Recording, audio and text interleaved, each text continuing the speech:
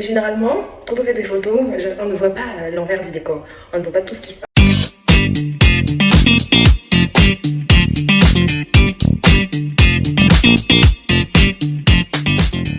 Salut à tous! Ça fait longtemps que j'ai fait des vidéos sur les réseaux, donc je suis contente d'être de retour parmi vous. Oh mon dieu, cette photo! Big fierté. C'était sûrement le moment le plus intense de ma vie après la grossesse d'Aldo et l'accouchement d'Aldo, bien sûr. On était venu à Kinshasa pour tourner le clip Serge Ibaka Nino. Et en même temps, il y avait le grand concert de Nino.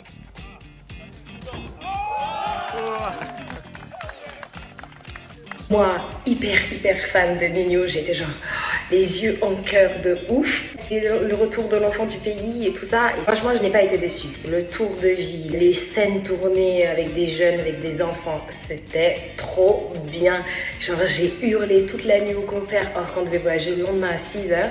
Mais heureusement, on a pu boucler toutes les prises et le clip est ce que vous voyez aujourd'hui. J'étais trop heureuse à ce moment-là, j'étais genre « Oh mon Dieu, c'est le rêve de ma vie !» Son premier concert dans son pays natal en tant que grosse rosta, j'étais genre c'était trop bien, c'était trop bien. Alors pour cette photo-là, c'est un contexte un peu plus triste et plus particulier. 2018, ouais, c'était la période où je commençais à peine avec le père d'Aldo, mais il était encore marié à l'époque en procédure de divorce. Bah, tout le monde disait que j'étais une voleuse de mari, une chisa.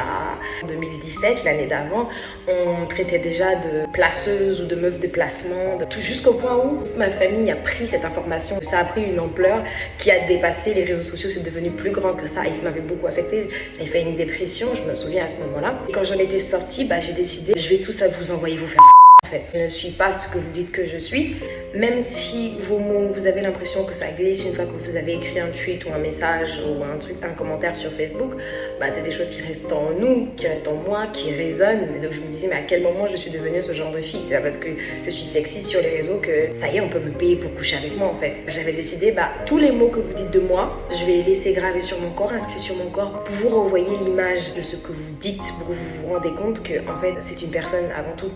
Avant de se mettre à l'insulter ou l'injurier, c'est une personne avant tout. Et tant qu'on n'est pas sûr que la personne est ce qu'on dit qu'elle est, bah, pourquoi tu propages une nouvelle qui est fausse? C'est cette photo où la plupart des gens ont commencé à me connaître, nous connaître. Oh mon Dieu. Ça part d'une banalité. Il y a une amie à nous qui nous appelle pour nous dire bah, on va en boîte ce soir et tout. Bah, on dit ok d'accord, on y va. On arrive. Il y a Davido, il y a Econ. On est juste trop bien. Donc on se dit ah, ça y est, on va faire des photos et tout. On va foutre le seum à toutes nos copines et à toutes les meufs qui sont pas là. On demande à faire des photos avec Econ. Ça se passe bien. Avec Davido, ça se passe plus ou moins bien. J'explique. C'est déjà arrivé à la plupart des gens qui ont rencontré des célébrités, qui ont l'habitude de rencontrer, même à des stars, c'est déjà arrivé que la sécurité vous recale. Donc c'est ça qui s'est passé en fait. Après les photos, j'étais tellement à l'aise avec le gars, je voyais qui fait sa vie. Donc du coup, je me suis dit, vas-y, je vais prendre un snap, c'est encore plus foutre le seum. Et là, je prends un snap et il y a un mec qui met sa main pour m'empêcher de faire ce que j'ai à faire. Weirdo. Moi, je me dis, c'est pas grave, je suis qui? Je suis personne, frère. Il y a Davido qui est là, sa sécurité veut pas que je le touche, bah, je me recule, tu vois. Sauf que sur les réseaux, on me fait passer pour la torcheuse, la forceuse, celle qui tient absolument à faire la photo. Ouais, je tenais. Je suis une grande fan de Davido. Si j'ai l'occasion de faire la photo avec lui, de montrer au monde que j'étais avec lui et que je l'ai vu, je fais. Je rentre chez moi, je dors, et au réveil, je vois tout le monde qui m'harcèle en me disant, voilà, va sur Facebook, voilà la vidéo de toi qui circule, tout le monde a vu de que tu fais chose de la route comme ça, nanana. Sauf que le mec a slide dans mes DM. Il y a un mec de sa sécu qui a dit bah il veut vous revoir et tout. On se revu le lendemain. Première chose que je lui ai dite, gros, tu m'as foutu la honte sur les réseaux et tout. Bien évidemment, in English, please. Je lui montre la vidéo et tout. Je montre un peu des sites qui partagent et tout ça machin, et même des sites nigériens et tout. Il me dit mais non, comment c'est possible? Et il fait des vidéos avec moi. Hello, chilling with my sister. Woo! Ah! Be jealous, please. Be jealous, be jealous. Et de là est née une amitié qui a aujourd'hui 6 ans. Chaque fois que je vais au Nigeria, soit il m'envoie une voiture, soit un de ses amis m'envoie une voiture, donc il s'occupe bien de moi. N'oubliez pas de vous abonner. Avant qu'on continue là, il faut d'abord s'abonner. Abonne-toi, après on continue. Si on a le bonheur de se croiser dans un pays, que ce soit à Abidjan, au Mali, ou même à Paris, on se voit, on prend un verre, on mange ensemble et tout va bien quoi. Les gens ont voulu en faire une humiliation et au final, c'est une belle amitié. Cette photo, c'est clairement l'une de mes préférées. Je sais, les gens se sont offusqués. Ah, t'es bla bla bla bla bla. Bref, j'étais on flic. Je me souviens, c'était des vacances que Lucas nous avait offertes. Il m'avait demandé où est-ce que tu veux aller. Il était parti tourner le clip de Gims avec Lil Wayne et French Montana à Los Angeles et Miami. Et moi, j'avais le seum parce que j'avais fait mon visa et je l'avais pas eu.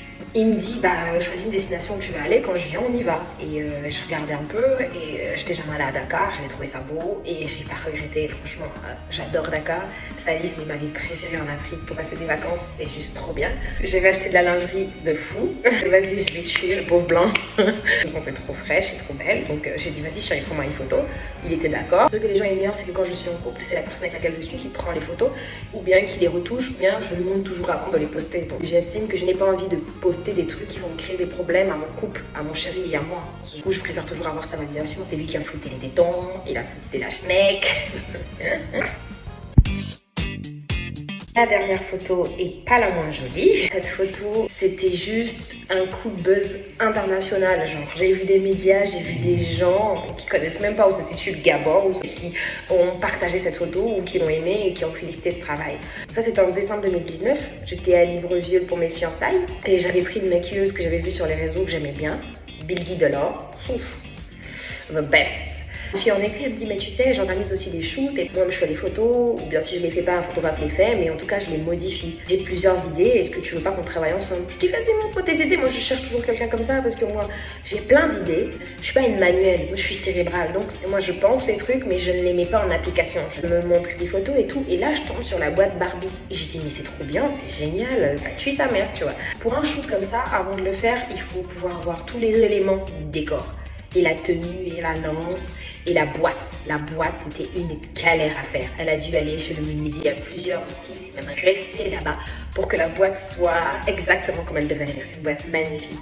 Et elle a fait un travail de folie, quoi. Le maquillage, la coiffure. Franchement, j'ai trop aimé travailler avec elle, en fait. Elle m'a dit combien ça devait coûter, j'ai envoyé l'argent. Elle l'a fait, elle a tout fait pour que j'ai les prix les plus cassés, les plus réduits possibles. Merci mes amours d'être restés avec moi. J'espère que vous avez passé un bon moment. Moi j'ai kiffé comme d'habitude. Moi j'ai choisi quelques-unes qui étaient mes préférées. Si vous en avez d'autres, dites-moi en commentaire. Je vous revois bientôt pour la prochaine vidéo.